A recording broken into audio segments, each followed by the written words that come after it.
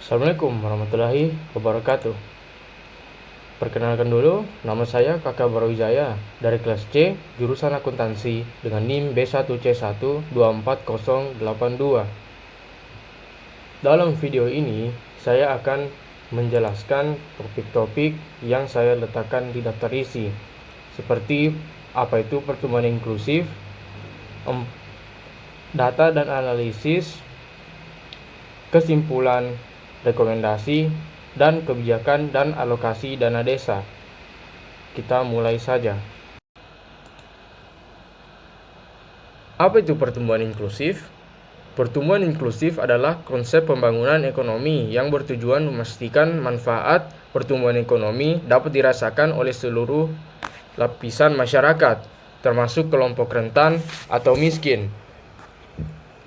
Pertumbuhan ini tidak hanya berfokus pada peningkatan PDB atau produk domestik bruto, tetapi juga pada aspek pemerataan pendapatan, kesempatan kerja yang adil, pengurangan kemiskinan, dan peningkatan akses terhadap pelayanan dasar seperti kesehatan, pendidikan, dan infrastruktur.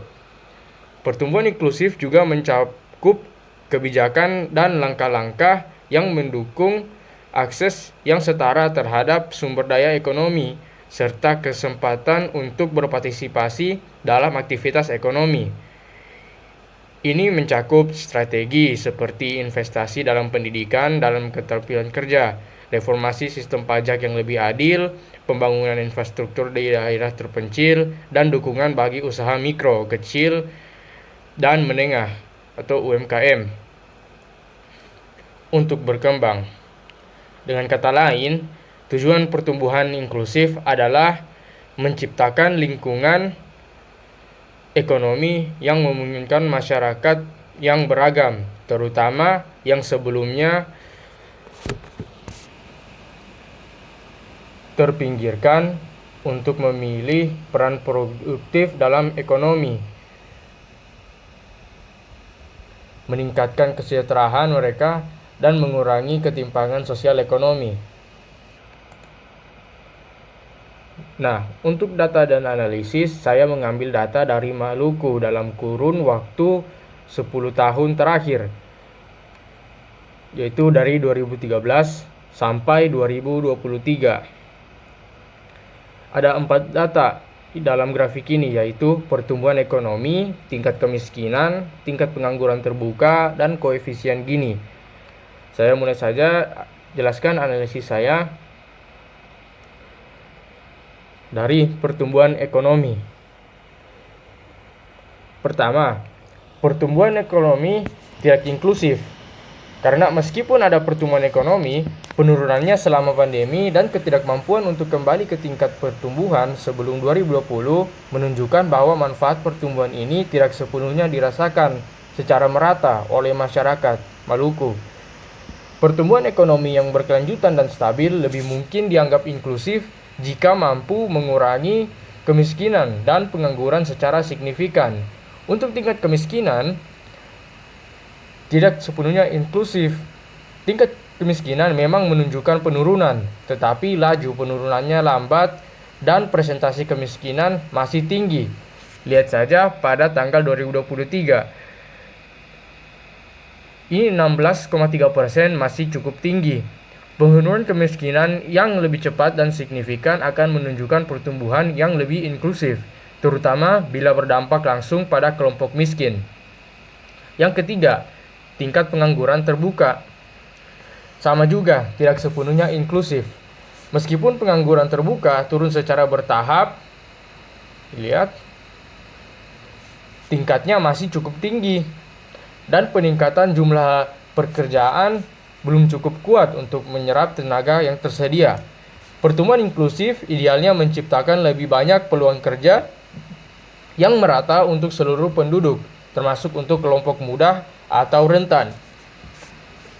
Yang terakhir, koefisien Gini atau ketimpangan pendapatan. Ini hampir inklusif. Penurunan koefisien Gini dari 0,43 pada 2013 ke 0,35 pada 2023 menunjukkan perbaikan dalam distribusi pendapatan. Meskipun ketimpangannya masih ada, penurunan ini mengindikasikan bahwa pertumbuhan ekonomi mulai mengurangi kesenjangan antara kelompok berpendapatan tinggi dan rendah. Hal ini menunjukkan adanya elemen inklusif karena manfaat ekonomi mulai merata meskipun belum sepenuhnya adil. Untuk kesimpulannya, kenapa mengalami pertumbuhan inklusif atau tidak? Untuk pertumbuhan ekonomi, beberapa wilayah di Maluku masih mengalami keterbatasan akses ke layanan ekonomi seperti perbankan, pendidikan, dan kesehatan yang berperan besar dalam mendukung peluang ekonomi bagi penduduk. Tanpa infrastruktur yang memadai, pertumbuhan ekonomi sulit mencapai semua kalangan. Tingkat kemiskinan. Maluku banyak mengandalkan sektor pertanian dan perikanan yang seringkali berpenghasilan rendah dan rentan terhadap fluktuasi ekonomi. Sektor-sektor ini kurang menghasilkan peluang ekonomi yang luas, sehingga belum mampu memberikan dampak yang cukup signifikan bagi penurunan kemiskinan. Tingkat pengangguran. Tingkat pengangguran. Keterbatasan keterampilan dan pendidikan tenaga kerja membatasi peluang mereka untuk bekerja di sektor yang lebih produktif atau mendapatkan pekerjaan dengan pendapatan layak. Peningkatan dalam keterampilan kerja masih terbatas, sehingga tidak banyak penduduk yang siap untuk mengisi peluang di sektor lebih modern. Ketimpangan pendapatan atau koefisien Gini. Sebagian besar manfaat pertumbuhan ekonomi masih terkonsentrasi di kelompok masyarakat berpendapatan menengah ke atas. Sedangkan kelompok yang berpendapatan rendah belum mendapatkan akses yang adil terhadap peluang ekonomi.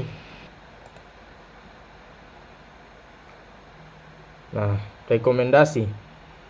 Untuk mendorong pertumbuhan ekonomi yang lebih inklusif di Provinsi Maluku, pemerintah daerah dan pihak terkait dapat menerapkan kebijakan dan program yang memperluas kesempatan ekonomi bagi seluruh lapisan masyarakat, terutama kelompok rentan. Berikut adalah rekomendasi program yang dapat mendorong pertumbuhan inklusif di Maluku. Pertama, yaitu mengembangkan infrastruktur ekonomi dan aksesibilitas. Membangun infrastruktur fisik seperti jalan, jembatan, transportasi publik, dan akses internet di daerah terpencil agar penduduk setempat dapat mengakses peluang ekonomi lebih mudah adalah salah satu rekomendasi yang saya berikan. Program-program yang bisa diusulkan adalah perluasan infrastruktur desa, di mana pemerintah meningkatkan konektivitas di daerah-daerah terisolasi untuk memudahkan distribusi produk lokal ke pasar yang lebih luas. Yang kedua adalah akses digital yang terpadu. Memperluas akses digital di daerah terpencil guna mendukung sektor ekonomi kreatif dan e-commerce, serta memperbaiki infrastruktur teknologi di sektor pendidikan dan kesehatan. Yang kedua, peningkatan kualitas pendidikan dan pelatihan keterampilan. Rekomendasi saya yaitu fokus pada pendidikan berkualitas dan pelatihan keterampilan yang sesuai dengan kebutuhan pasar kerja lokal, sehingga tenaga kerja memiliki keterampilan yang dibutuhkan. Program-program yang bisa diusulkan adalah program pendidikan vokasi, yaitu menyediakan kursus vokasional khusus pada sektor pertanian, perikanan, dan pariwisata yang merupakan sektor utama Maluku. Yang lain juga yaitu program beasiswa untuk pendidikan keterampilan, yaitu dengan memberikan beasiswa dan bantuan pelatihan keterampilan khusus bagi masyarakat miskin dan daerah yang terpencil. Yang ketiga, pemberdayaan ekonomi lokal dan sektor UMKM. Rekomendasi saya yaitu mendorong sektor UMKM sebagai pendorong utama ekonomi lokal dan meningkatkan dukungan finansial bisnis yang kecil yang tersebar di seluruh provinsi. Program yang diusulkan adalah program pendanaan dan kredit mikro untuk UMKM, yaitu dengan menyediakan akses pembiayaan bagi UMKM dengan suku bunga yang rendah, persyaratan yang mudah juga. Yang kedua adalah program inkubator bisnis lokal, yaitu dengan mendirikan pusat inkubasi bisnis di tiap kabupaten untuk mendukung perkembangan UMKM melalui pelatihan, pendampingan, dan akses pasar. Yang keempat, pengentasan kemiskinan dan bantuan sosial yang tepat sasaran, yaitu untuk melanjutkan rekomendasi saya, yaitu untuk melanjutkan dan memperluas program bantuan sosial yang berfokus pada peningkatan pendapatan kelompok miskin dan meningkatkan akses terhadap kebutuhan dasar. Salah satu program yang bisa diusulkan yaitu program bantuan pangan dan subsidi pendapatan, yaitu dengan memberikan bantuan pangan dan tunai yang ditargetkan pada keluarga berpendapatan yang rendah, dengan prioritas untuk daerah-daerah yang tingkat kemiskinan tinggi. Salah satunya juga yaitu program pemberdayaan ekonomi keluarga, yaitu dengan mendukung keluarga miskin untuk memulai usaha kecil berbasis rumah tangga, khususnya untuk perempuan kepala keluarga. Yang terakhir yaitu penguatan sektor pertanian dan perikanan. Rekomendasi saya yaitu meningkatkan produktivitas sektor pertanian dan perikanan untuk mendukung ekonomi lokal, serta meningkatkan pendapatan petani dan nelayan. Program-program yang bisa diusulkan adalah program modernisasi pertanian dan perikanan, yaitu dengan memberikan dukung teknologi, alat, dan pelatihan untuk petani dan nelayan dalam meningkatkan produktivitas mereka. Yang kedua adalah pengembangan pasar dan distribusi produk lokal, yaitu dengan membantu nelayan dan petani dalam memasarkan produk mereka ke pasar lokal, nasional, bahkan internasional. Program-program di atas dapat meningkatkan peluang bagi masyarakat untuk berpartisipasi dalam ekonomi dan merasakan manfaat pertumbuhan ekonomi yang merata.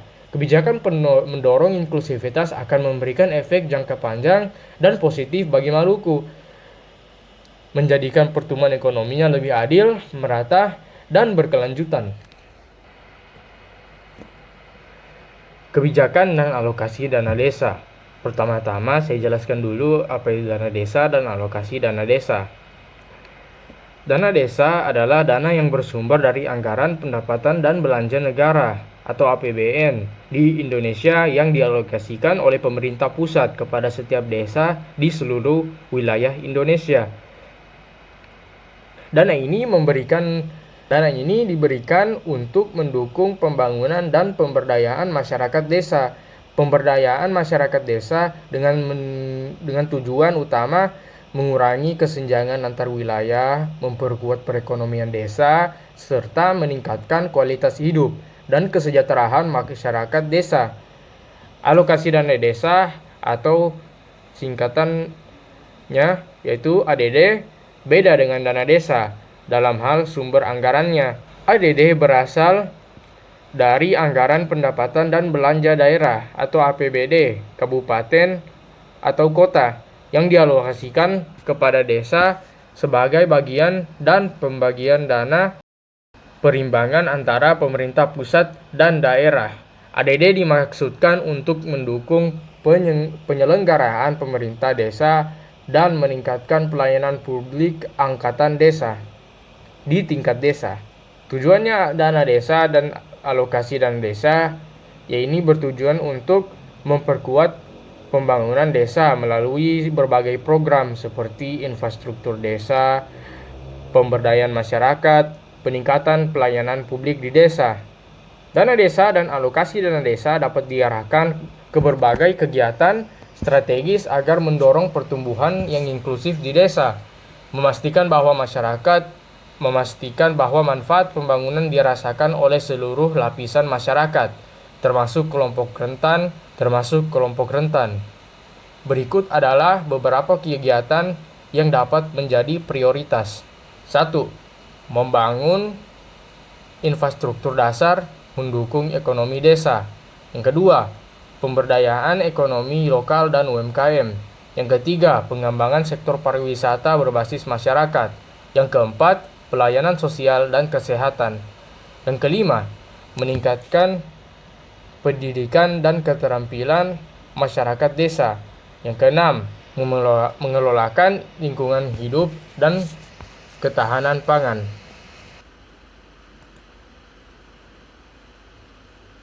Terima kasih atas perhatiannya. Mohon maaf kalau ada kata yang salah dalam presentasi saya.